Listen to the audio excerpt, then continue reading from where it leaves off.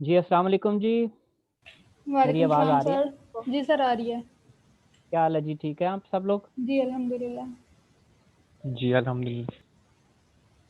बहुत शुक्रिया जनाब, आपने दोबारा ये सेशन अरेंज किया और हमें एज़ाज़ बख्शा कि आपके प्लेटफ़ॉर्म के तवज्जुह से अपना मैसेज जो है वो लोगों तक पहुँचा सकें हम।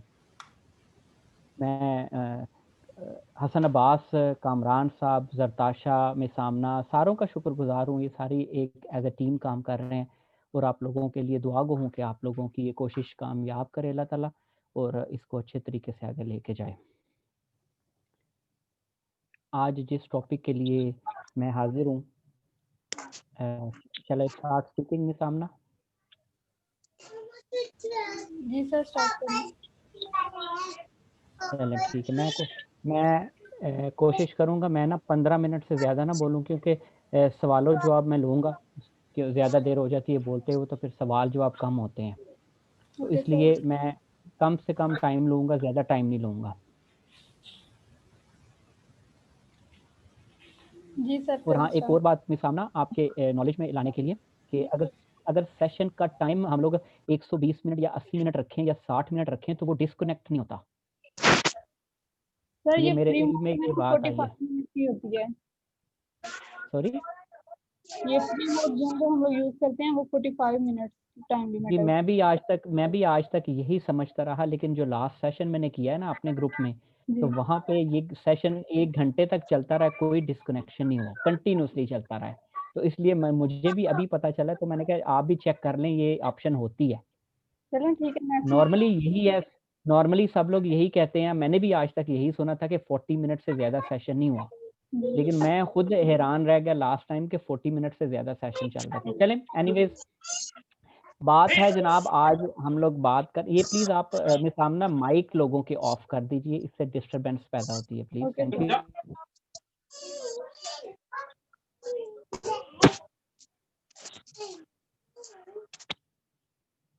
अच्छा जी, आज जो टॉपिक मेरे पास है जो डिस्कशन के लिए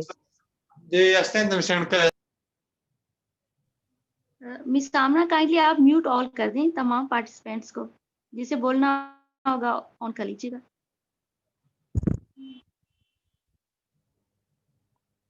अच्छा जी, जो जिस टॉपिक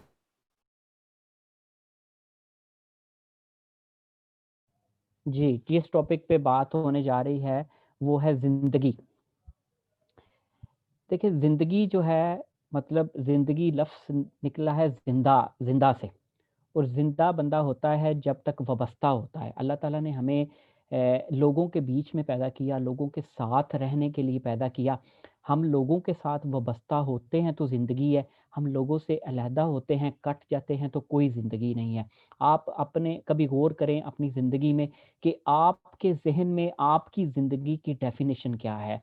आपकी ज़िंदगी आपके ज़हन में आपकी ज़िंदगी की डेफ़िनिशन ये होगी कि आपके भाई की ज़िंदगी, आपके बाप की ज़िंदगी, आपकी माँ की ज़िंदगी, आपके बाप, दादा, बहन, भाई, दोस्त, ये सारे मिल के आपके ज़हन में ज़िंदगी की एक पिक्चर क्रिएट करते हैं। यही ज़िंदगी जो हम बचपन से लेकर बड़े होते तक हम यही ज़िंदगी देखते आ रहे हैं कि ये है असल ज़िंदगी, हालाँकि ये असल ज़िंदगी नहीं है।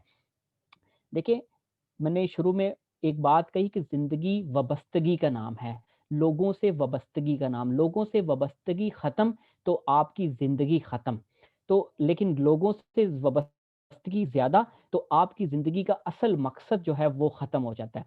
इसलिए बीच में 2 किस्म की लाइफ़्स हैं, एक तो आप लोगों से वाबस्ता हो जाएँ, ठीक है, जो मर्ज़ी करें, काम करें, अपनी ज़िंदगी को अपने वालिद साहब की नज़र से देखें, अपनी वालिदा की नज़र से देखें, अपने बहन-भाइयों की नज़र से देखें, अपने दोस्तों की मदद नज़र से देखें, आप किसी की भी नज़र से देख सकते हैं। एक ज़ाविया नज़र ज़िंदगी को देखने का ये है, एक ज़ाविया नज़र ज़िंदगी को देखने का अल्लाह ताला है, हमारा खालिक है, जिसने हमें पैदा किया है।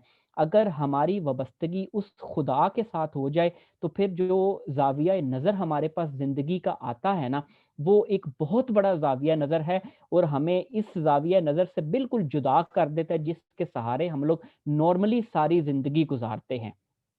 अब जो जो ये खुदा से वाबस्ता हो के जो ज़ाविया नज़र मिलता है ना, वो आपको ज़िंदगी की असल शक्ल दिखाता है। इसको हम लोग दूसरे अल्फाज में होलिस्टिक अप्रोच भी कह सकते हैं। आप में से कुछ लोग अगर मेरे पिछले सेशन में शरीक हुए थे, तो वो भी ज़िंदगी का था मेरे अपने प्लेटफ़ॉर्म पे, तो उसमें हो सकता है कुछ बातें मैं वो ही दोबारा मैं रिफ्रेज़ करूँ, रीआइट्रेट करूँ इस ग्रुप में, तो उन्होंने पहले भी सुनी होंगी, लेकिन कुछ बातें इम्पोर्टेंट हैं, कहने वाली हैं। कि ज़िंदगी का मैंने आपको बताया कि 2 किस्म का व्यू है, एक बंदों के साथ बिल्कुल वाबस्ता हो जाएँ, एक अल्लाह के साथ वाबस्ता हो जाएँ। जो अल्लाह के साथ वाबस्ता हो के बंदों को देखना है वो अलहदा ज़ाविया नज़र है, और बंदों के साथ वाबस्ता हो के बंदों को देखना ये एक अलहदा ज़ाविया नज़र है। तो ज़िंदगी के ये 2 ज़ाविया नज़र हैं। अब हम लोग आते हैं होलिस्टिक अप्रोच पे। होलिस्टिक अप्रोच याद रखें होती है कि आप किसी भी मसले में, किसी भी मामले में रहते हुए ज़हनी तौर पर लॉजिकल उस मामले से बाहर निकल के अपने आप को ऑब्ज़र्व करते हैं कि मैं कहाँ सही हूँ, मैं कहाँ गलत हूँ, और सामने वाला बंदा कहाँ सही है और कहाँ गलत है। नॉर्मली हम लोग, आप लोग जब किसी मामले में, किसी प्रॉब्लम में उलझते हैं, वो जॉब है, कारोबार है, वो शादी है, कोई भी मामला है, हम लोग जब इन मामलात में उलझते हैं ना, तो हमारी मैं बीच में इन्वॉल्व होती है। हम सही और गलत की पहचान नहीं कर पाते। हम सिर्फ़ अपने आप को सही समझते हैं और दूसरे को गलत समझते हैं, या कहीं पे दूसरे को सही समझा तो अपने आप को गलत समझा। देखिए, एक पॉइंट ऑफ व्यू मेरा होगा, एक पॉइंट ऑफ व्यू आपका होगा, और एक पॉइंट ऑफ व्यू स्टैंडर्ड होगा। अब पता कैसे चलता है कि जी वो पॉइंट ऑफ व्यू स्टैंडर्ड कौन-सा है, वो सही हमारा सही है, या वो दूसरे का सही है, या वो स्टैंडर्ड सही है? तो ये तब इंसान को पता चलता है जब इंसान इस काबिल हो जाता है कि ज़िंदगी का होलिस्टिक व्यू ले सके। होलिस्टिक व्यू का मैं दोबारा आपको बताता हूँ कि आप 4 बंदों के बीच में बैठे हैं, आप बहस कर रहे हैं किसी बात पे, और आप बगैर अपनी पोज़ीशन छोड़े 4 बंदों के बीच में बैठे हुए ज़हनी तौर पर अपने आप को उन 4 बंदों से जुदा करें, और पीछे से खड़े होकर ऑब्ज़र्व करें कि यार इधर इस सिचुएशन में क्या हो रहा है, इसको कहते हैं होलिस्टिक अप्रोच। ज़िंदगी को हम लोग बिल्कुल इसी तरह गुज़ारते हैं। देखिए, 2 तरीके हैं ज़िंदगी गुज़ारने के, कि एक तो ठीक है, चाचू, मामू, अब्बू, अम्मी, बहन, भाई इन सब से वाबस्ता होके ज़िंदगी गुज़ारें, बचपन गुज़ारें, तालीम हासिल करें, शादी करें, बच्चे हों, माँ-बाप से प्रॉब्लम, औलाद से प्रॉब्लम, लोगों से प्रॉब्लम, जॉब, कारोबार, ये है एक ज़िंदगी जो हम लोग नॉर्मल इंसान गुज़ारते हैं। एक वो ज़िंदगी है जो इसी ज़िंदगी के दौरान ठोकरों और हादसात की मदद से हमें उठा के बाहर फेंक दिया जाता है, और फिर हमें नज़र आता है कि अच्छा ये ज़िंदगी थी मेरी, ये लोग थे जिन पे मैं डिपेंड कर रहा था, ये लोग थे जिन पे मैं भरोसा कर रहा था, ये लोग थे जिनको मैं पल-पल अपना जो है वो आसरा और सहारा समझ रहा था। उस वक़्त इंसान को समझ आती है कि ओए होए! ये ज़िंदगी थी, जो असल ज़िंदगी तो ये है, मैं तो ऐसे ही लोगों में घूम रहा हूँ। देखिए, अब ये अप्रोच जो है ना, ये फ़ौरी तौर पे नहीं आ सकती किसी में, आप में, हम में।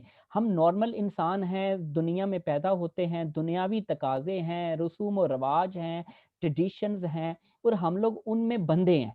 तो क्योंकि हम लोगों ने अपने बड़ों की बात माननी है, सुननी है, जो भी वो कहते हैं, जो हमें ज़िंदगी की डेफ़िनेशन वो देते हैं, हमें वो माननी पड़ती है, क्योंकि हमारे पास अपनी कोई डेफ़िनेशन नहीं है ना। तो हम उन्हीं की डेफ़िनेशन की रोशनी में फिर बाहर देखते हैं जी कौन गलत कह रहा है, कौन सही कह रहा है। अगर वो पॉइंट ऑफ व्यू आपका बेहतर हो जाए ना, तो फिर आप बाहर जिसको भी देखेंगे, आपका ज़िंदगी के बारे में नज़रिया चेंज हो जाएगा। अब नॉर्मली तो हमारा नहीं होता, क्योंकि हम लोग दौड़ में लगे हैं, पढ़ाई, जॉब, कारोबार, शादी, औलाद, बच्चे सब। लेकिन जब ज़िंदगी हमें ठोकर मारती है, ज़िंदगी हमें किसी हादसे से रूनुमा करवाती है, ज़िंदगी हमें किसी रिश्ते से बेवफ़ाई करवाती है, या किसी रिश्ते की हकीकत बताती है, वो कोई भी हो सकता है। देखें, इश्क़ मजाज़ी जो है ना, सिर्फ़ ये नहीं होता कि लड़के-लड़की का इश्क होता है। इश्क़ मजाज़ी है, मजाज़ का मतलब है बंदा। तो मजाज कोई भी हो सकता है। मजाज आपकी जो है वो बहन-भाई भी हो सकते हैं, आपके वालिदैन हो सकते हैं, आपके कारोबार भी हो सकता है जिससे इश्क हो, आपकी जॉब भी हो सकती है। जिस दुनिया में इंसान जिस-जिस चीज़ से अटैच होता है, मंसूब होता है, हद से ज़्यादा चाहत करता है, जिस रिश्ते से, जिस चीज़ से और जिस जगह से, वो उसको मजाज़ी प्यार के मतलब में ही लिया जा सकता है। आप इसका लफ्जी मतलब प्लीज ना लीजिएगा कि जी इश्क तो नहीं हो जाता ना, हमें इश्क तो बंदे से ही होता है ना। तो बात सही है, देखें माँ बाप से इश्क होता है, हद से ज्यादा प्यार होता है, हर चीज उनकी गलत सही पे हाँ करते हैं। बहन भाइयों पे ट्रस्ट होता है, हद से ज्यादा भरोसा होता है, उनकी हाँ ना में हाँ ना मिलाते हैं। लेकिन जब बड़े होते हैं तो वही बहन भाई हमें अच्छे नहीं लगते, वालदैन की बातें अजीब लगती हैं, दोस्त अजीब लगते हैं, दोस्त गलत, दुनिया गलत लगती है। तो ये सारी चीजें जो हैं, ये हम लोग जो है वो मजाज से वाबस्ता होते हैं। अब मजाज से निकालने के लिए अल्लाह ताला हमें मजाज की हकीकत दिखाता है। किसी के भाई ने उसके साथ धोखा कर दिया, किसी की बहन ने कर दिया, किसी के वालिदैन, नीयत तो सही होती है लेकिन वालिदैन का तरीकाकार गलत हुआ, तो उसको रियलाइज हुआ कि यार मैं तो इस तरह चल रहा था, वालिदैन की सोच पे असल चीज तो ये है। या किसी को मियाँ बीवी को आपस में प्रॉब्लम होती है तो वो झटके खाते हैं, एक दूसरे की हकीकत सामने आती है। तो ये सारी वाबस्तगियां जो है ना, ये हमें देखिए हैं तो जरूरी, जिंदगी में हमारे लिए ये सारी वाबस्तगियां जरूरी हैं। लेकिन बीच में ना अल्लाह कोई नहीं है, कि मालिक कोई नहीं है, कि जिसने हमें पैदा किया, जिसने हमें ये रिश्ते दिए, हम तो खुद इख्तियार ही नहीं हमारे पास ये रिश्ते बनाने का और ये लेने का। तो जब तक मालिक बीच में नहीं आएगा, हमारा जिंदगी के बारे में नजरिया नहीं बदलेगा। और मालिक बीच में कब आता है? जब आपको ठोकर लगती है, जब आपके साथ हादसा होता है, जब आप बीमारी में लेट जाते हैं 6 महीने के लिए बेड पे।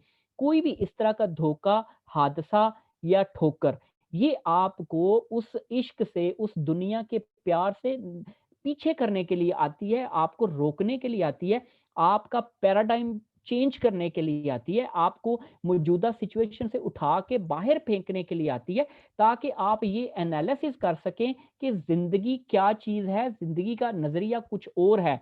अगर पीछे से खड़े होकर देखा जाए तो जिंदगी का नजरिया ये होता है कि जनाब 10 साल आपके बचपन में गुजर गए, उससे 10 साल आपके लड़कपन में गुजर गए, अय्याशी इधर उधर, कोई पूछने वाला नहीं, कोई फिक्र नहीं, जो मर्जी करें, जो मर्जी, हर ख्वाहिश पूरी होती है। 20 साल के हो गए, अब 20 साल से 30 साल के दौरान वाला हिस्सा बड़ा सेंसिटिव होता है। आपने जॉब करनी है, आपने कारोबार करने, आपने शादी करनी है, आपके आपके बच्चे होते हैं,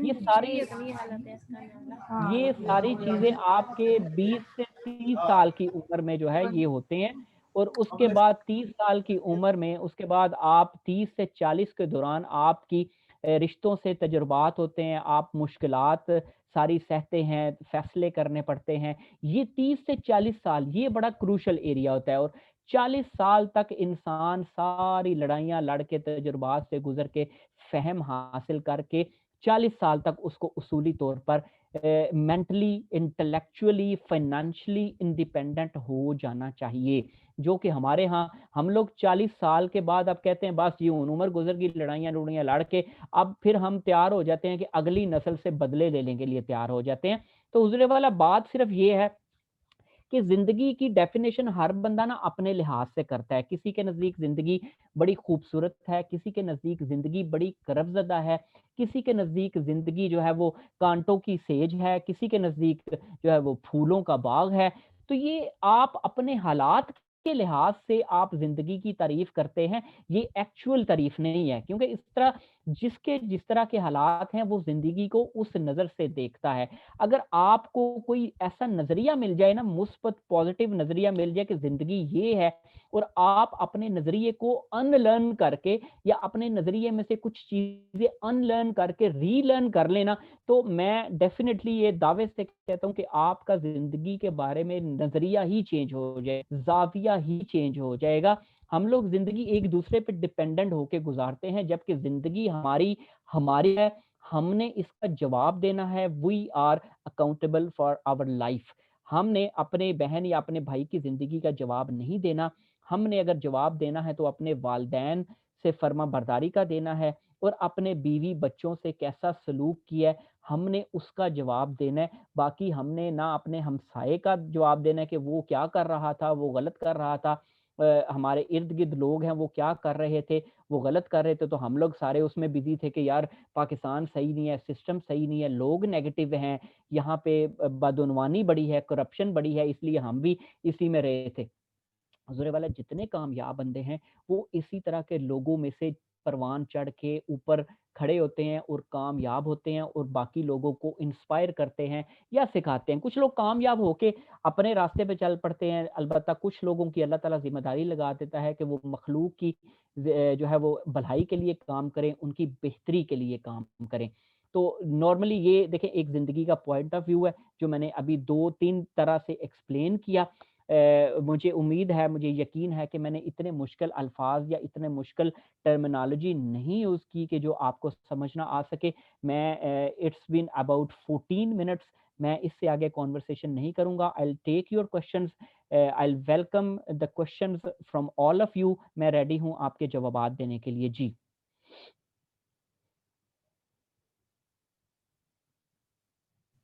अस्सलाम वालेकुम सर। हाँ जी, वालेकुम सलाम।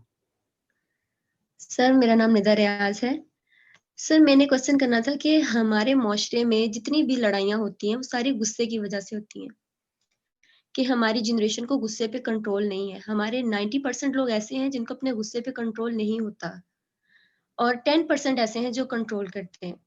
और हमारी जो न्यू जनरेशन है, हमारे ड्रामाज हैं, हमारे जो बड़े हैं, वो भी मतलब गुस्से के शिकार हैं और जिसकी वजह से झगड़े होते हैं, लड़ाइयाँ होती हैं, फसाद होते हैं।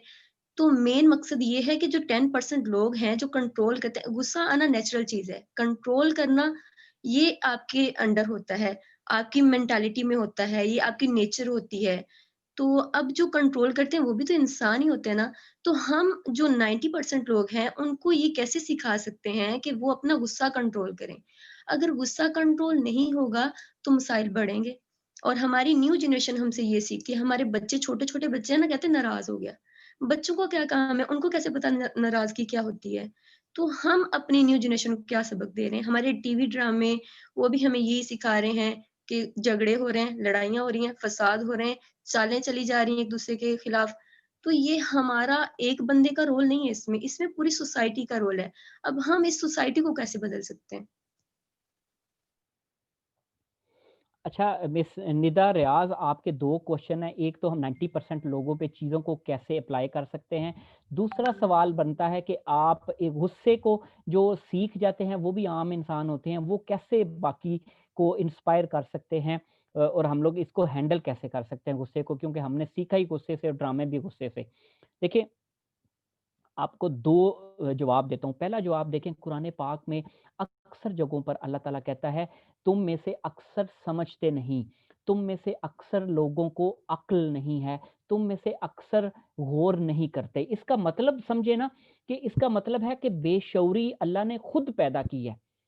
बेशऊरी अल्लाह ने खुद पैदा की है, बेशऊर लोग अल्लाह ने खुद पैदा किए हैं। अल्लाह क्या करता है कि चंद बेशऊर लोगों में से एक बंदे को शऊर देता है, जो सब्र करता है या जिसको भी अल्लाह ताला ने सेलेक्ट करना होता है, उसको शऊर देता है, ताकि बाकी उसको देख के सीखें, उसका मुशाहिदा करके सीखें। याद रखिएगा कि अगर आप गाड़ी सारे सही चलाना शुरू हो जाएँ, तो जो गाड़ियों की वर्कशॉप है, उधर गाड़ी कैसे जाएगी?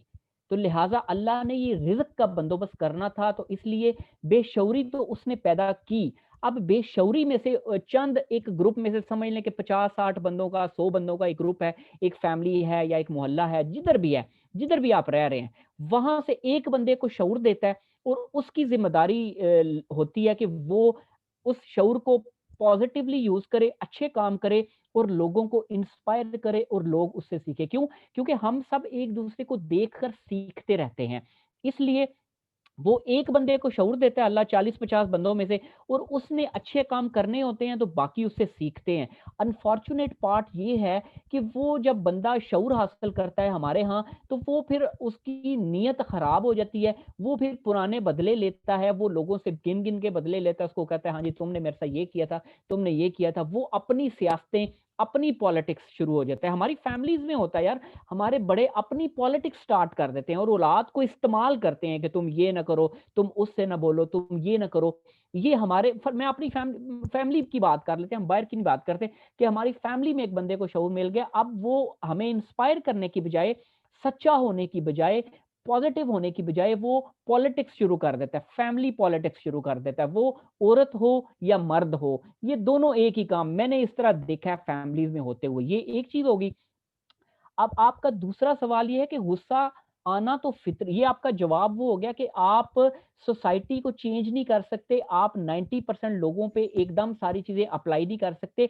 अगर आपको अल्लाह ताला ने शऊर दिया है, आपको सारी चीज़ें मिली हैं, तो आपका काम है सच्चे होकर अपना काम करना और लोगों को इंस्पायर करना ताकि लोग आपसे सीख सकें। ठीक है? हम कभी भी 90% की फ़िक्र छोड़ दें आप। आपके ज़िम्मा ही नहीं है 90%, आपके ज़िम्मा आपकी अपनी ज़ात है। अगर आप उसको बेहतर करते जाएँगे तो आपके इर्द-गिर्द वाले भले शुरू में आपकी तारीफ़ नहीं करेंगे, लेकिन वो अंदर से आपसे इंस्पायर होते जाएँगे, आपसे सीखते जाएँगे और आहिस्ता-आहिस्ता आपको खुद पता चल जाएगा कि आपकी वजह से आपके इर्द-गिर्द आपकी सोसाइटी में चेंज आ रहा है। ठीक है? हमारे मुल्क में अब काफ़ी ऐसे बंदे पैदा हो रहे हैं, इंडिया में काफ़ी अरसे से ये पहले से शुरू हो गया हुआ है कि पॉज़िटिविटी फैल रही है। तो ये अल्लाह ताला हर कोने में, चाहे वो हिंदू हो, ईसाई हो, मुसलमान हो, हर जगह पे अपने बंदे पैदा करता है, अच्छी सिफ़ात वाले, और लोग उनके पीछे लगते हैं, उनसे सीखते हैं, उनसे इंस्पायर होते हैं और ये सारी चीज़ें फिर मुआशरा इस तरह सही होता है। बुराई हर हर दौर में मौजूद रही है।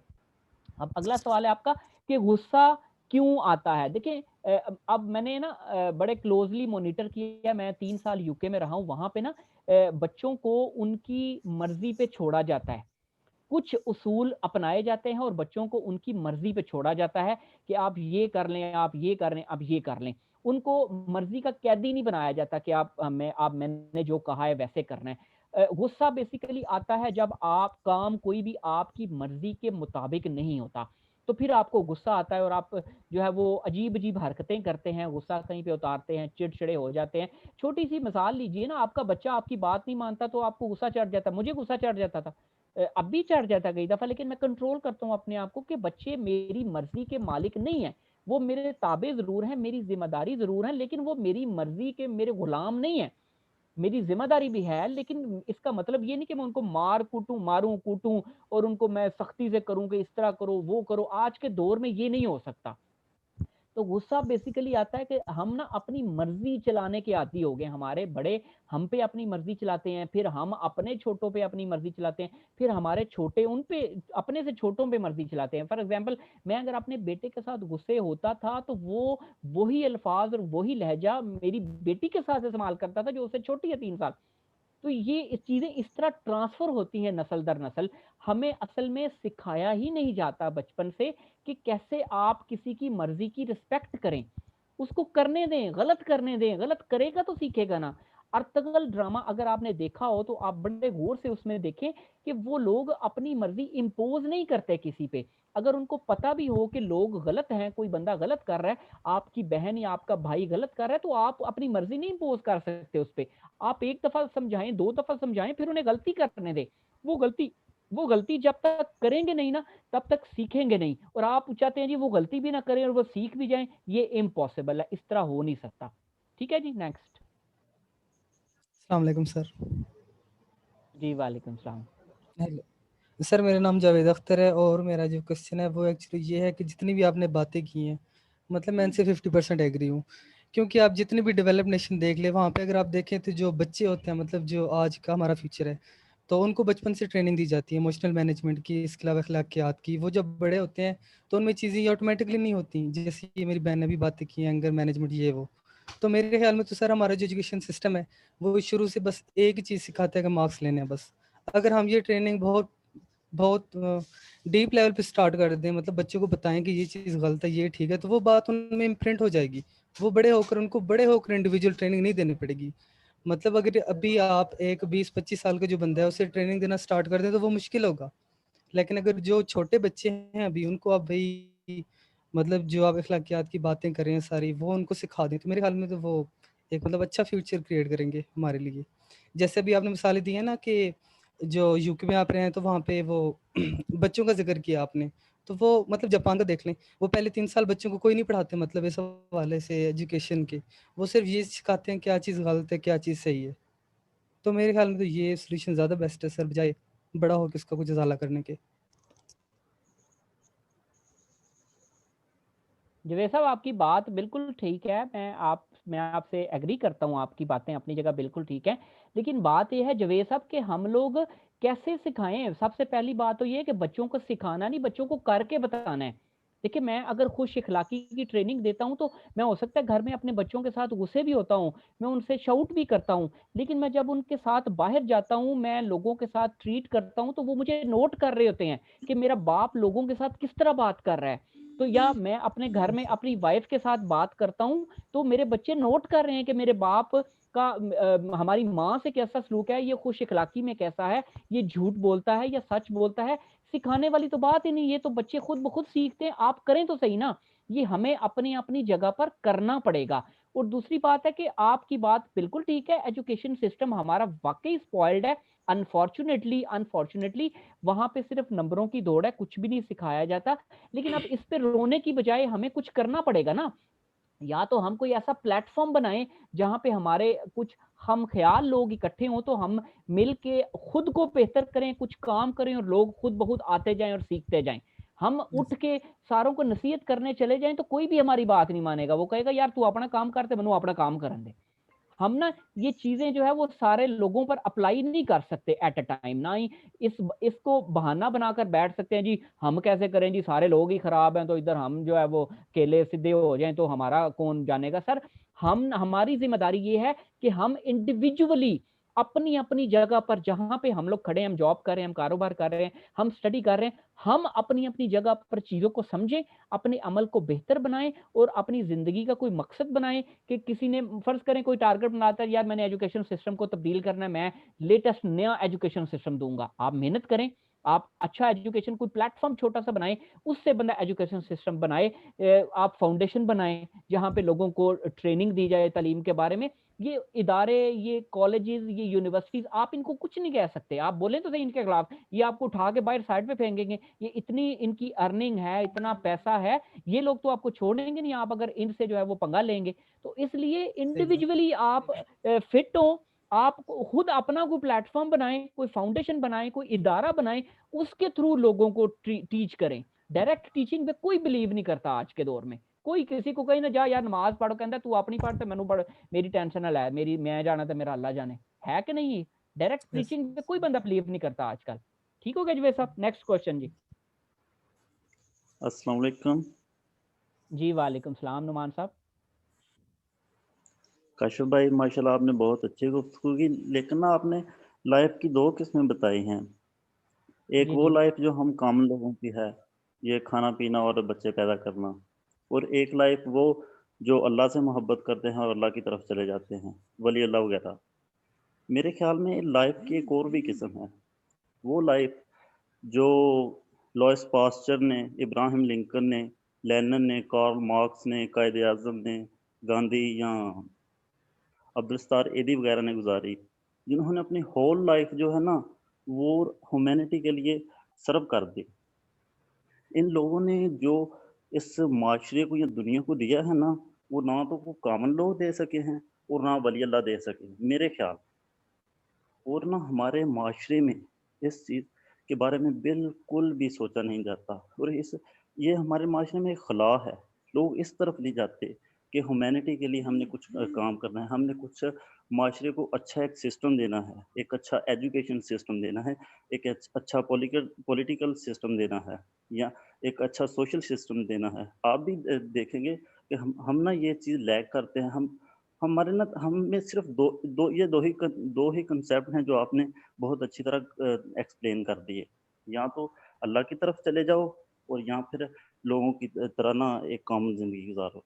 और हमें जो ना वो मोटिवेशन हम लोगों में वो एक नहीं उबारा जाता कि नेशनलिज़्म जिसको कहते हैं, कि लोगों में एक नेशनलिज़्म हो, लोगों को अपने वतन से प्यार हो, लोगों को एक इंसानियत से प्यार हो, उनको एक उनमें ना कोई हिम्मत हो कि वो इस खस्ता-हाल निज़ाम को, जैसे कि आप लेनिन को देख लें, इन लोगों ने इतनी-इतनी कुर्बानियाँ दी हैं।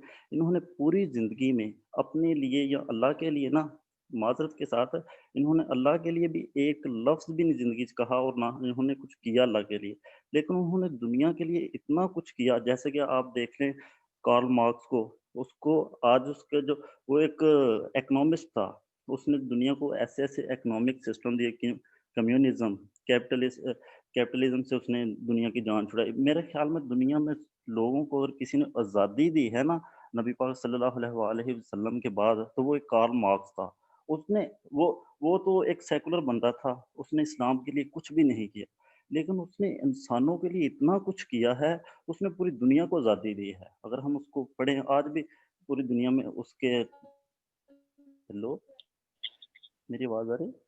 जी, जी, आ रही है, बोले आप। जी अच्छा भाई मैं इसी पर चाहता हूँ कि हमें ना अपने नौजवानों को इस तरफ भी ज़रूर मोटिवेट करना चाहिए कि ये इंसानियत ही मेरे ख़्याल में इंसानियत सबसे बड़ा मज़हब है।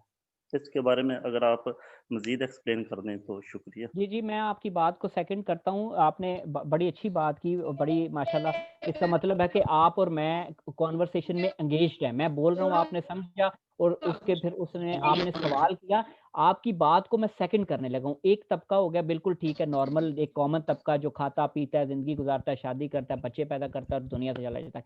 दूसरा तबका जो है, माज़रत के साथ यहाँ पे थोड़ा-सा मुझे आपसे इख्तिलाफ़ ये है कि जो औलिया या वली पैदा हुए हैं ना, उन्होंने भी अपनी जगह काम किया है, अल्लाह ने उनकी ड्यूटी लगाई है। पहले उनकी ड्यूटी थी कि वो एक-एक कोने में चले जाते थे, वहाँ पे लोग उनके पास जाते थे, उनका फैज़ लेने, उनसे जो भी कि आपने वलियों की बात की कि वली पहले बिल्कुल मेहनत से होते थे, फिर दुनिया की साइड पे हो जाते थे, फिर लोग उनकी तरफ जाते थे, जो भी दुनियावी या दीनी ख़्वाहिशात लेकर उसको मुख्तलिफ रंग देके। लेकिन याद रखिएगा आज के दौर में ये जो सेकंड वाला वलियों वाला तबका है ना, आज के दौर में अल्लाह ताला ने ऐसे बंदे पैदा करने शुरू कर दिए हैं, जो दुनिया में रहते हुए दुनिया के लोगों को अल्लाह की तरफ बुला रहे हैं, मोटिवेट कर रहे हैं। याद रखिएगा इस्लाम भी तो इंसानियत ही है ना। इस्लाम में भी तो इंसानियत है, इस्लाम इंसानियत का दीन है। अब ये जो लोग अल्लाह ताला पैदा कर रहे हैं ना, ये समझ लें इनको मॉडर्न वली कह लें, इनको जो भी आप नाम दे लें। अब मैं उनके नाम लूँगा तो आप थोड़ा-सा देखिए आपने नाम लिया, ईदी साहब का नाम लिया मैं नाम लूँगा सर अशफाक साहब का नाम लूँगा, वासिफ़ अली वासफ़ साहब का नाम लूँगा, मैं कासिम अली शाह साहब का नाम लूँगा, मैं उमैर जालियांवाला का नाम लूँगा। ये पाकिस्तान में वो पॉज़िटिविटी के मीनार हैं जो लोगों को इंस्पायर कर रहे हैं, लोगों को मोटिवेट कर रहे हैं। किसके लिए? वो यही तो प्रीच कर रहे हैं कि अपनी ज़ात से निकलें, खुद शनासी करें और लोगों के लिए काम करें। देखें अब बात ये है कि हम लोगों में ये सोच आती क्यों नहीं कि अपनी ज़ात से निकल कर लोगों के लिए काम करना है। ये फिर वही मेरी पहले वाली जो मैंने थ्योरी बयान की कि हम लोग नॉर्मल चल रहे होते हैं, अपनी ज़ात के लिए, अपने आराइश के लिए, अपनी आसाइश के लिए, अपनी आसानी के लिए काम करते हैं। लेकिन जो ही हमें कोई ठोकर लगती है, कोई हादसा होता है ना, फिर हमें समझ आती है कि यार मैं तो अपनी ज़ात ही फँसे ऐसा, इत्थे ते होर दुनिया भी बड़ी प्रॉब्लम है। आप लोगों के गम देख लें, आप लोगों के गम सुने, वो कहते हैं कि मेरे नाल ही इन्ना बुरा है और किसे नाल इन्ना बुरा नहीं होया जिन्ना मेरे नाल होया है। अब एक बंदे की अब आज के दौर में जो हो रहा है वो ये हो रहा है कि फ़र्ज़ करें एक बंदे का बेटा फ़ौत हो गया जवान। उसको इतना अल्लाह ताला ने अंदर से समझ और फ़हम दे दिया कि उसने इरादा कर लिया कि मैं उन तमाम लोगों की गमगुसारी करूँगा जिनके जवान बेटे फ़ौत हुए। किसी बंदे की बेटी फ़ौत हो गई है जवान, उसने इरादा कर लिया जी मैं एक फ़ाउंडेशन बनाऊँगी, मैं गमगुसार माँओं की उन माँओं की गमगुसारी करूँगी जो जो इस गम में मुब्तला हैं। ये पॉज़िटिविटी के प्लेटफ़ॉर्म ही तो हैं जो डेवलप हो रहे हैं सर। ये वली ही कर देखो आज के दौर में जिसने तज़किया नफ्स किया, जिसने अपनी ख़्वाहिशात पे काबू पाया, दुनिया में रहते हुए वो वली है। वली क्या होता है? वली होता है कि वो उसका दिल अल्लाह के ज़िक्र में मुब्तला हो, ज़ाहिरी तौर पर वो सारे वही काम कर रहा हो जो एक इंसान करता है। बशरी तकाज़े वो पूरे कर रहा हो, वो रिश्ते निभा रहा हो, वो मुआश का बंदोबस्त कर रहा हो, वो सारी चीज़ें कर रहा हो, लेकिन वो अंदर से वली होता है। अब आज के दौर में वली उस तरह नहीं होगा जो दाढ़ी रखी हुई है, झोला चोला पहना हुआ है, तस्बीह लटकाई हुई है और एक कोने में बैठा है और उसके इर्द-गिर्द झमघटा लगा हुआ है। आज के दौर में वली वो है जो पॉजिटिविटी पे काम कर रहा है, जो पॉजिटिव है, जो लोगों को अल्लाह की तरफ बुला रहा है, वो खुद शनासी की तरफ बुला रहा है, खुद को पहचानने की तरफ बुला रहा है, क्योंकि खुद को पहचानना ही यही है कि आप अपनी सलाहियतों को देखें और उसको लोगों के भले के लिए इस्तेमाल करें। वो सलाहियतें आपके भले के लिए भी इस्तेमाल होंगी और लोगों के भले के लिए भी इस्तेमाल होंगी। मुझे उम्मीद है कि मैंने आपका पॉइंट जो है वो उसको एलैबोरेट करके क्लियर कर दिया। अब इसमें कोई कन्फ्यूजन नहीं रही होगी।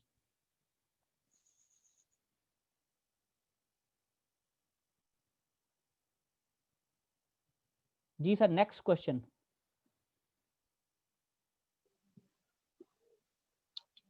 अस्सलाम वालेकुम सर। जी, वालेकुम सलाम। जी, मुज्तबा क्या हाल है आपका? अल्हम्दुलिल्लाह सर, दुआएँ आपकी। सर मेरा सवाल आपसे ये था कि जैसे आपने ज़िंदगी के बारे में समझाया है कि अपना खुद ही दरियाफ्त करनी है, टैलेंट अपना दरियाफ्त करना है, लोगों के काम में लगाना है। तो सर ज़िंदगी की एक वक़्त आता है कि इंसान ना वैल्यू कुछ चीज़ों की नहीं करता। जैसे मैंने एक पोस्ट भी की थी कि इंसान ना जो भी चीज़ें हमारे पास फ़िलहाल हैं, उससे ज़्यादा हमारे ज़हन में चल रहा होता है कि जो चीज़ें हमें चाहिए। तो हम इस चक्कर में हम आज जो प्रेज़ेंट है हमारा वो ख़राब हो जाता है फ्यूचर के ख़यालात में। तो इसको मेरा ख़्याल है नाशुक्री कहा जा सकता है या इस तरह भी हम कह सकते हैं हम लाइफ़ को वैल्यू नहीं दे रहे। तो मेरा यही आपसे सवाल था कि इसको कैसे हम क्लियर कर सकते हैं? ये बेसिकली मुज्तबा आपकी बातों से मुझे याद आ गया कि मेरी ज़िंदगी की पहली तहरीर थी ना, उनमें यही अल्फ़ाज़ थे जो आपने अभी बोले हैं। अब ये मुझे लगता है कि ये आपकी कैफ़ियत है, जो आप पे वारिद हुई है और आप इस कैफ़ियत से गुज़र रहे हैं कि हम लोग जो है वो चीज़ जो हासिल है, उस पर ध्यान नहीं है। जो मिलना जो जो हम चाहते हैं, उस पर ध्यान है हमारा। इसका सबसे पहले यही हल है जो मैंने बार-बार कहता हूँ कि अपनी ख़्वाहिशात की तकरार में से निकल आइए। आप ख़्वाहिशात ज़रूर रखें, मैं ये नहीं कहता आप ख़्वाहिशात ख़त्म कर दें। आप अपनी ख़्वाहिशात की तकरार से बाज़ आ जाएँ, जो मिले उस पे शुक्र करें, जो ना मिले उस पे राज़ी हो जाएँ। इस तरह आप ख़्वाहिशात की कैद से किसी हद तक आज़ाद हो सकते हैं और दूसरी एक और चीज़ कर लें ना कि हमें चूँकि शुरू से सिखाया जाता है यार तू अपना सोच बाकी जान भाड़ में। ठीक है? अपना अपना सोचें ज़रूर लेकिन साथ में यार ये भी सोचें कि आपके हमसाये, आपके दोस्त, आपके रिश्तेदार ये आपकी मोहब्बत के मुस्तहिक हैं। ये आपकी नसीहत नहीं चाहते, ये आपकी मोहब्बत चाहते हैं, ये आपका हुस्न इख़लाक़ चाहते हैं। अगर आप मुआशरे को सही करना चाहते हैं ना अपनी-अपनी जगह पर खड़े होकर इंडिविजुअली, ठीक है? पहले तो अपनी ख़्वाहिशात की तकरार से आज़ाद हो जाएँ कि बार-बार ज़िद ना करें, तकरार ना करें, कोई रुकावट आए तो अगला रास्ता लें कि यार शायद अभी ये मेरी अल्लाह ने अभी ये मेरे लिए नहीं रखी। दूसरा रास्ता ये है कि आप ना अपने रिश्तेदारों को, अपने दोस्तों को काइंडली नसीहत करना छोड़ दें।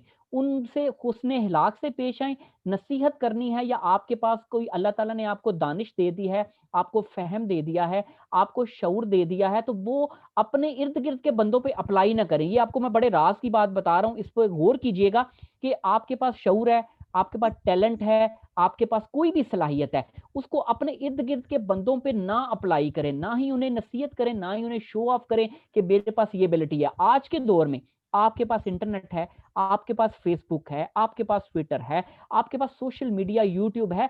आप अपना पैगाम अपने से दूर लोगों तक पहुँचाएँ जो आपकी ज़ात से जुड़े नहीं हैं। आपकी ज़ात से जुड़े नहीं हैं लेकिन वो आपके अफ़कार से जुड़ जाएँगे क्योंकि जो ज़ात से जुड़े होते हैं वो अफ़कार पे भरोसा नहीं करते इतनी जल्दी। हाँ, आप इसके लिए मैं मूवी आपको रिकमेंड करूँगा हिचकी। इंडियन मूवी है रानी मुखर्जी की हिचकी। वो टीचर होती है, टीचर बनती है, बच्चों को पढ़ाती है, उसके माँ-बाप उसकी एबिलिटी को नहीं मानते। तो ये आप मूवी ज़रूर देखें, आपको मेरी बात का मुकम्मल जवाब मिलेगा कि आप अपने टैलेंट को अपने इर्द-गिर्द वालों पे ज़ाया मत करें, ना ही उसको शो ऑफ करें। आप दूसरे लोगों तक पहुँचाएँ। आपके पास इंटरनेट मौजूद है, आपको सफ़र करने की ज़रूरत नहीं है। अब अगर आप सफ़र करना चाहते हैं, सफ़र करें, लोगों से मिलें, इधर-उधर देखें, इंस्पायर करें लोगों को। तो ये चीज़ें जो है ना, आप फ़िक्र रखनी शुरू कर दें कि यार मैं ना लोगों के लिए कोई काम करना चाहता हूँ। अल्लाह ताला आपके ज़हन में वो मकसद पैदा कर देगा, वो आपको बता देगा, आगाही दे देगा, आपके दिमाग में वुसअत आ जाएगी, आपका दिमाग खुलेगा।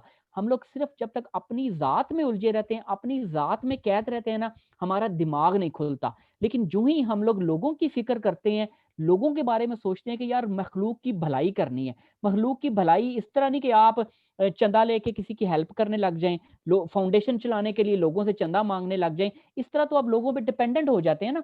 आप अपनी औकात में रहते हुए, अपनी हदूद में रहते हुए, अपनी कैफ़ियत को लोगों के लिए पॉज़िटिव कर लें। सिर्फ़ ज़रूरी नहीं इसका ज़ाहिरी इज़हार भी आप अपने अमल से करें। आप खुश इख़लाक़ी भी आपका पॉज़िटिविटी का इज़हार है, मदद का इज़हार है, आप किसी का मशवरा लें किसी को मशवरा दें या किसी की बात सुन लें, किसी का गम सुन लें, ये सारी चीज़ें मखलूक की खिदमत में आती हैं। इसका ज़रूरी नहीं कि आप फाउंडेशन बनाएँ, आप चंदा इकट्ठा करें, आप जो है वो इधर से ब्लड डोनेशन करें, ठीक है ये सारे काम ह्यूमैनिटी के हैं, लेकिन अपनी औकात और हुदूद में रह के करें ना, जब आप पैसे माँगेंगे लोगों से मदद माँगेंगे, लोग कहेंगे ये है तो हमारा मुहताज है, अपने से क्या कर रहा है? ठीक है जी, next question.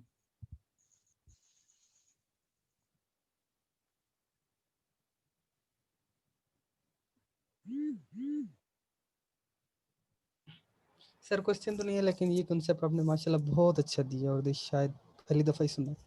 Thank you very much. जी बहुत शुक्रिया जवेद भाई आपका।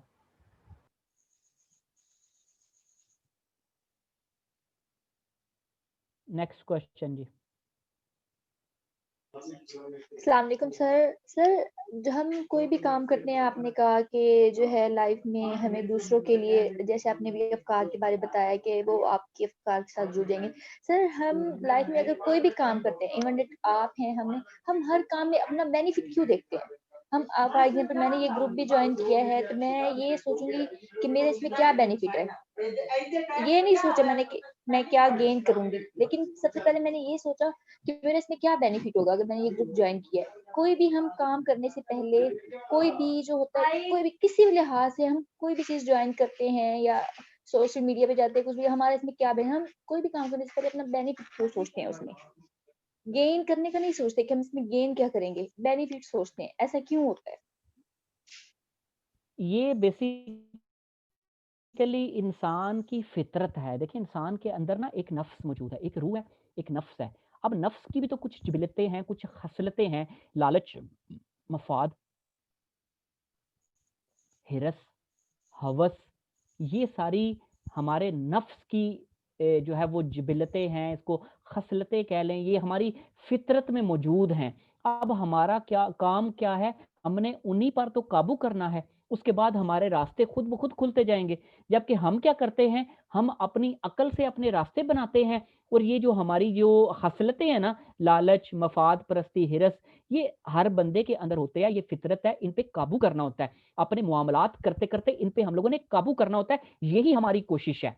कोशिश ये नहीं है कि मैं अंपायर बना लूँ, कोशिश है मैं गड्डी ले ला, कोशिश है मैं कार बना ला, ये तो हमारी देखो दुनियावी ख्वाहिशात हैं। अगर हम लोग अपने मुआमलात करते-करते, जॉब करते-करते, बिज़नेस करते-करते अपनी इन खसलतों पे काबू पा लें ना, अपने इन मफ़ाद परस्ती पे काबू पा लें कि किसी से मफ़ाद पूरा हो तो वेल एंड गुड, उसको भी फ़ेवर दें, अगर ना पूरा हो तो उसको बुरा भला ना कहें, उसके बारे में बदगुमानी ना पालें, क्योंकि मफ़ाद रहता ही रहता है, ये इसको टाइम लगता है दूर होते-होते। जब तक आपको अल्लाह ताला की मार्फत नहीं ना होगी, आप अल्लाह ताला को जानेंगे नहीं ना, तब तक ये खसलतें ख़त्म नहीं हो सकती। अब अल्लाह ताला को जानने का मतलब क्या है? हमने आज तक अल्लाह ताला का नाम सुना हुआ है अपने बड़ों से, वालिदैन से सुना हुआ है। बड़ों से सुना कि अल्लाह एक है, अल्लाह ये है, अल्लाह वो है। लेकिन हमें बताया हमने पढ़ा नहीं है खुद कि अल्लाह क्या है? अल्लाह कहाँ है? अल्लाह कैसे महसूस होता है? उसको कैसे पाया जा सकता है? उसका कुर्ब कैसे हासिल किया जा सकता है? जब हम अल्लाह की मार्फत देखिए, आप किसी अनजान बंदे के बारे में कितनी जल्दी आपको बदगुमानी आ जाती है, और कोई अपना दोस्त हो या कज़न हो तो आप कहते हो नहीं, नहीं, नहीं मैनू पता है यार वो इस तरह दा बंदा नहीं है। क्यों? क्योंकि आपको उसके बारे में मार्फत हासिल है। आप उसके बारे में जानते हैं, उसकी खामियाँ जानते हैं, खूबियाँ जानते हैं। इस तरह अगर आपने अल्लाह को स्टडी नहीं किया, अल्लाह की सिफ़ात को स्टडी नहीं किया, अल्लाह कहाँ-कहाँ पे बंदे को मिलता है, किस शक्ल में मिलता है, सिफ़ात की शक्ल में मिलता है, बंदों की शक्ल में मिलता है, किस तरह मिलता है, आपको इसका पता ही नहीं, तो फिर आप तो फिर दुनिया में ही उलझे रहेंगे ना। आप तो हर फ़ैसला अक्ल की बुनियाद पे करेंगे, इश्क की बुनियाद पे कोई फ़ैसला नहीं होगा। फिर यकीन नहीं आएगा, फिर मुशाहिदा देख के यकीन होगा कि नहीं यार इस तरह होता है, और मुशाहिदा आप देख लें, आपके इर्द-गिर्द हर बंदा आपको फ़ेक मुशाहिदा करवा रहा है। यहाँ पे मिस सिद्रा ने एक सवाल किया कि सर हम लोग अक्सर अपने ही लोगों पर नसीहत करते हैं या उनकी ही फ़िक्र करते हैं। यहीं पर तो हमसे गलती होती है आजकल। देखिए कोई भी बंदा ये नहीं चाहता कि कोई बंदा उसकी हद से ज़्यादा फ़िक्र करे। इवन भाई अपनी बहन को बोले, बहन अपने भाई को बोले कि तू इंज ना कर, तो वो भी चिढ़ के कहता है कि यार तू मेरी मामी ना बन या तू मेरा मामा ना बन, मैं मेरी मर्ज़ी मेरी ज़िंदगी है, मेरे क्यों? क्योंकि देखिए अब जहाँ पे बहन-भाई की बात होती है, बहन-भाई की ज़िम्मेदारी है वालिदैन, ठीक है? वालिदैन की ज़िम्मेदारी है बहन-भाई, उनकी औलाद। अब बहन भाई को डिक्टेट करे, भाई बहन को डिक्टेट करे, वो अपनी हुदूद से तजावज़ कर रहे हैं ना। तो कोई भी बंदा जब अपनी हुदूद से तजावज़ करता है और जिस बंदे के लिए करता है, वो बंदा चिढ़ जाता है। वो कहता है भाई तू मुझे नसीहत ना कर, मुझे अपनी ज़िंदगी, क्योंकि हर बंदे का अमल कमज़ोर है आजकल, हर बंदे का। देखिए अगर मैं नमाज़ पढ़ता हूँ, आप नमाज़ नहीं पढ़ते, और मैं बड़े फ़ख्र से आप आके आपको कहता हूँ कि भाईजान आप नमाज़ क्यों नहीं पढ़ते? नमाज़ पढ़े ना उठ के, मैं भी नमाज़ पढ़ने जा रहा हूँ। अब उसूली तौर पे तो मैंने बात बड़ी ज़बरदस्त की है, लेकिन आप चूँकि नमाज़ नहीं पढ़ते, नमाज़ के मामले में आपका अमल मेरे से कमज़ोर है, हो सकता है है आप तहज्जुद पढ़ते हो या हो सकता है आप लोगों की बड़ी खिदमत करते हो, मैं ना करता हूँ, लेकिन अभी वो बात सामने नहीं है। तो मैं आपको नमाज़ का कह रहा हूँ, तो आपकी इज़्ज़त-ए-नफ़्स तो हिट हुई ना लोगों के सामने कि यार आप ही नमाज़ पढ़दा ते इन्हें मनु बिस्त करा छड़िया कि तू भी नमाज़ पढ़। नहीं, ना मैं पढ़ा, मेरा ते मेरे रब दा मसला है। आज के दौर में ना चूँकि हर बंदे की इज़्ज़त-ए-नफ़्स ना मजरूह है और आप उसको थोड़ा-सा भी नसीहत करते हैं, थोड़ी-सी भी तकीद करते हैं, तो वो चिढ़ जाता है, वो गुस्सा हो जाता है। तो ये बात है, हो सकता है अगला बंदा यार किसी जगह पे आपसे ज़्यादा अच्छे काम कर रहा हो। इसलिए अगर आपने नमाज़ का किसी को कहना भी है तो खामोशी से कहें या उठ के चले जाएँ, नमाज़ पढ़ने जा रहा हूँ, दूसरे को खुद ही जिसने जाना होगा आपके पीछे आ जाएगा, जिसने नहीं जाना होगा चुप करके बैठ जाएगा। आपके भूलने की ज़रूरत नहीं है। हम लोग ना असल में बे वो क्या कहते हैं बेपनाह नसीहत करने लग पड़े हैं, जिसकी वजह से हमारी बातों में असर खत्म हो गया। हमारा अपना अमल कमज़ोर है। तो हम नमाज़ का कहते हैं किसी को तो अगला कहता है कि यार ਕੰਮ ਵੇਖੇ ਕਿਸ ਤਰ੍ਹਾਂ ਦੇ ਕਰਨਾ ਤੇ ਹੁਣ नमाज ही ਮੈਨੂੰ नसीहत करना है, जाके अपनी पढ़ नमाज। हमारा अमल कमज़ोर है ना, लोग हमारी सारी पर्सनैलिटी को ऑब्ज़र्व करते हैं। हम सिर्फ़ नमाज को लेके बैठे हैं जी, हम नमाज पढ़ते हैं तो लोगों को भी पढ़नी चाहिए। सर आप और भी अपने अमल को देखें कि आप क्या-क्या गलत काम करते हैं, वो भी तो सही करें ना। अगर आपकी शख्सियत पक्की है, आप सच्चे हैं, आप अपनी ज़िंदगी के मामलात में अच्छे हैं ना, फिर आप किसी को नमाज की नसीहत करेंगे भी ना, वो आपकी तरफ उँगली नहीं उठाएगा। उसको पता होगा यार ये बंदा ठीक है, बात सही कर रहा है, वो थोड़ा-सा शर्मिंदा होके कहेगा यार अच्छा चल मैं भी पढ़ लेना या मैं घर जाके पढ़ लूँगा। ये चीज़ होती है, ठीक है जी? Sir next question. मेरा एक और क्वेश्चन है। सर मैं ना 2 टाइप के आपके मुताबिक लोग हैं, एक वो जो कॉमन लोग हैं और एक वो जो हर वक़्त सजदे में पड़े रहते हैं। मैं ये पूछना चाहता हूँ कि इन दोनों तबके के लोगों को मैं कैसे कायल करूँ कि इस वक़्त पाकिस्तान में 3 करोड़ बच्चे ऐसे हैं जो 10 साल की एज से नीचे हैं और वो चाइल्ड लेबर करते हैं। मैं इन लोगों को कैसे बावर कराऊँ कि इस वक़्त इस मुल्क की 3 करोड़ बहनें हैं जिनके बाल सफ़ेद हो गए मगर उनकी शादी नहीं हुई। मैं लोगों को कैसे कायल करूँ कि इस वक़्त 40% लोगों को 2 वक़्त का अच्छा खाना नहीं मिलता। इनको कैसे बावर कराऊँ कि इस वक़्त हमारे निज़ाम में इंसाफ़ नहीं, हमारा एजुके